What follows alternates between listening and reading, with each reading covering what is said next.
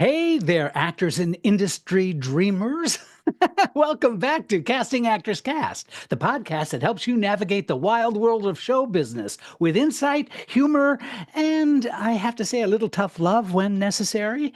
I'm Jeffrey Dreisbach, your host, casting director with McCorkle Casting in New York. Welcome to Casting Actors Cast. And today we're talking about something every actor needs to hear at some point. It's time for new material. That's right. Some of you have been performing the same monologue for years, and I see you. So, how do you know when it's time to retire that old, overworked piece? Well, let's dive in and talk about the signs and the problems, and the most important thing, how fresh material can revitalize your creativity, casting appeal, and overall performance game. Ready? Let's do this. This is Casting Actors Cast. Casting Actors Cast, oh, what a show! With Jeffrey Dreisbach, we're ready to go. From agents to gigs, learn what you lack. Tune in every week, we're bringing you back. We're going to kick off the show right after this.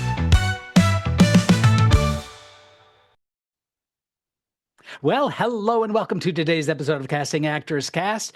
Again, I'm Jeffrey Dreisbach with McCorkle Casting in New York. How are you? Hope you're doing well. Looking forward to sharing this about getting new material, when to retire that old monologue. We're going to give you some very specific tips and some hints and some suggestions that I think could make a difference in your auditioning with the material that is new, that is interesting, that is fun to watch. But first, this is that moment of the podcast where I get to say thank you for tuning into Casting Actors Cast. Hey, if you haven't done so already, I can't express to you enough how gratified I'm feeling with all of those folks who have been signing up to this new live event that's taking place on May 3rd.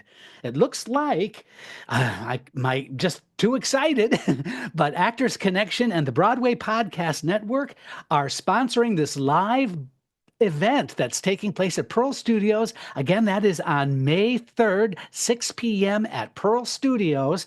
It's yours truly with a live recording of the podcast. So you're going to be able to participate by asking questions. I think it's just going to be a really great time. I also know that there's going to be some merch. There's going to be maybe some free classes available through actorsconnection.com. Also, my new book, Booked It, is going to be there for you as well if you're interested in that. So it's just going to be a fun time. But most importantly, it's going to give you an opportunity to show up, meet other fellow actors who have been listening to the podcast. And of course, for me, it's a chance to get to shake your hand and say hello. Again, that's taking place on May 3rd, 6 p.m. That's a Saturday at Pearl Studios. But you have to sign up online at Actors Connection. Go to actorsconnection.com/seminars, and that's going to take you to that specific date. You have to scroll down for that specific date, in which case you click on that, you can make your reservations, then you're going to get a confirmation and it's all ready to go. So, gosh, I would love, love, love to see you there. Please think about it. And I appreciate that. Also, by the way, if you go to the website, castingactorscast.com, that's castingactorscast, all one word.com. What's really great about that is that you can literally click right there, and that will take you to the event so you can sign up for it as well. So it's a really easy way to do that. Also on the website is my book is now available at Amazon.com called Booked It, the Actor's Playbook for Getting Cast. I think you'll like that being available right now wherever you get your books, but the website is really helpful. There's a place where you can sign in that says dive into the talent pool. You can have access to a free book on doing voiceovers if you like. So there's a lot going on, and thank you for giving me the time to be able to share that. Let's dive into the subject now, shall we? Shall we? Shall we? Let's talk about this. You know it's time for new material when your monologue is older than your headshot. You know it's time for new material when, if you've had 3 different hairstyles since you picked up this monologue, guess what? It's time to move on. Here's one. You know it's time for a new monologue if you're still performing the same piece you used to get into college years ago. Guess what? It's time for something new. You know it's time for a new monologue when casting directors finish your lines before you do. For example, a casting director hears the first line of your monologue and then sighs because they've heard it 100 times before. That's a problem. Overused material doesn't make you stand out. It makes you forgettable. You know you're due for new material when you've lost connection with it. Ever go on autopilot during your monologue? You're saying the words, but then there's no life behind them? Yeah, that's a sign.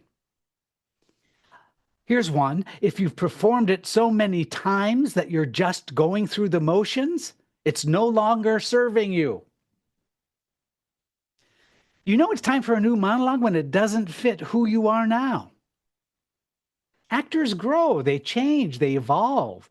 A monologue that suited you 5 years ago might not reflect your casting brand or abilities today. If the monologue doesn't align with your current strengths, it's limiting your opportunities instead of expanding them. Think about this. It's a problem if you're just using that monologue because it's safe. Let's be honest, sometimes we stick with old material because it's comfortable, it's easy, it doesn't challenge us. But playing it safe won't get you cast. Taking risks and showing your versatility will. You know it's time for a new monologue when you have a sinking feeling when you say, I'll be doing this monologue from fill in the blank. You know, that feeling that says, oh, yeah, I'm just going to do this monologue. And this is the one I know. If you feel even a little bit embarrassed about how long you've been using the same piece, guess what? That's your answer. So let's talk about why sticking with old material can really hurt you. And it can, because it makes you look lazy. Sorry, with all due respect. I'm not saying you are lazy, but that's what it makes you look like. If you haven't updated your material in years, it signals casting that you might not be evolving as an actor. Also, it doesn't contribute to your castability. Monologues should reflect the roles that you realistically could and should be cast in today, not what you wished for 5 years ago. Also, it's self-defeating. Using outdated material that no longer excites you can actually bring down your energy, making your performance less engaging. It's just a fool's errand to believe that you can pump new life into something you've been doing for a long period of time. It doesn't make sense. One of the reasons that prompted me wanting to talk about this on my podcast was that of late I've been doing many of the EPAs for many of the theaters that we're working with. And I just can tell you that I've seen a lot of dear, wonderful actors, and when I see them, it's really a pleasure to see them. Then again, there are those actors I see at every EPA, whether they're right for the role or not, doing the same material that I have seen, and I'm not kidding you, for 10 years. 10 years. So we need to talk the power of new material. We need to talk about the value of new material for you. And that's coming up right after this. Hey actors, ever wonder what really goes on behind the casting table? Now is your chance to find out. Live! Join me, Jeffrey Dreisbach, for a special live recording of my podcast, Casting Actors Cast. Live! Be part of the conversation, ask your burning questions, and get exclusive insights you won't hear anywhere else. Saturday, May 3rd, 6 p.m., Pearl Studios, NYC. Limited seating, RSVP required. Lock in your spot now at actorsconnection.com/seminars. All right, I'm glad you came back. I'm glad I didn't scare you away with this. But we need to talk about the power of new material first. Number one, it energizes your creativity. You see, fresh material forces you to explore new emotional depths and challenges. It challenges you as an artist, and that's of great value to you. I also think you might get excited about performing again, and that excitement is contagious in the audition room. It also changes casting's perceptions about your brand. You see, new material allows casting directors to see you in a fresh light.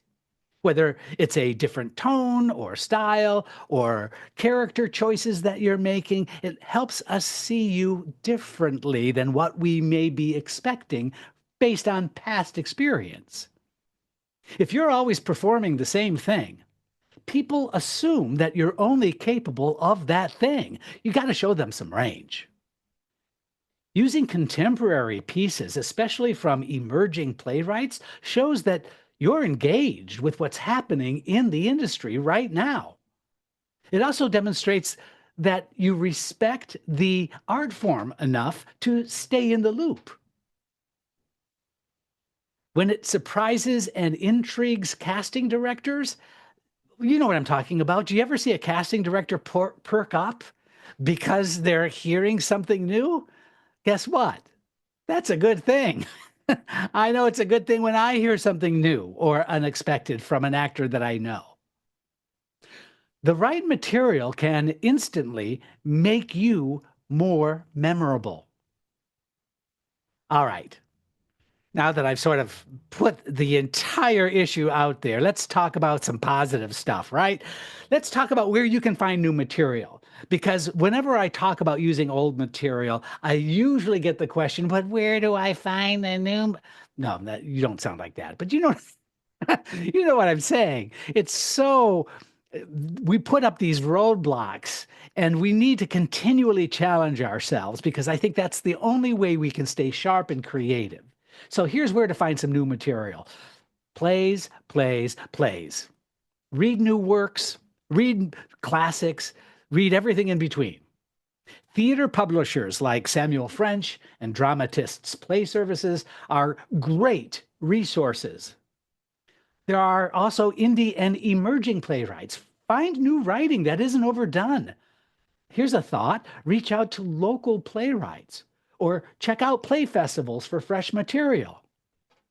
Another great way to get some material is TV and film scripts. You can find really great character-driven monologues from screenplays, or you could even transcribe them from television shows that you saw that you said, gosh, that would be a good monologue for me. A cautionary tale, just be mindful of copyright issues in certain auditions. But generally speaking, none of that material is copywriting, like for an audition, a specific audition. So you don't have to overthink that. But that is a fantastic way to develop with new material, something that no one else is doing. All right, here's some closing thoughts, my dear friends. Let's just say it and leave you with this. Your monologue is your audition handshake. It introduces you, it sets the tone, and it tells casting directors who you are and what you bring to the table. And you know that if your handshake is strong, fresh, and engaging, people will remember you. If it's limp, outdated, or uninspired, well, you're making their job too easy in the wrong way. So do yourself a favor, shake things up, find new material, and step into your auditions feeling revitalized and ready to book. Thanks so much for tuning into Casting Actors Cast. If you liked this episode, please share it with a fellow actor. And as always, keep growing, keep exploring, and keep your material fresh. I'll see you next time. I'm Jeffrey Dreisbach, and this is Casting Actors Cast. Hopefully, I'll see you at the live event. So give it a thought. Love to see you there. Thanks. It's been great having you in our talent pool today. Your support means the world to us, so please consider sharing, liking, and reviewing this episode wherever you jump in. I'm Megan Grace Martinez. Thanks. From monologues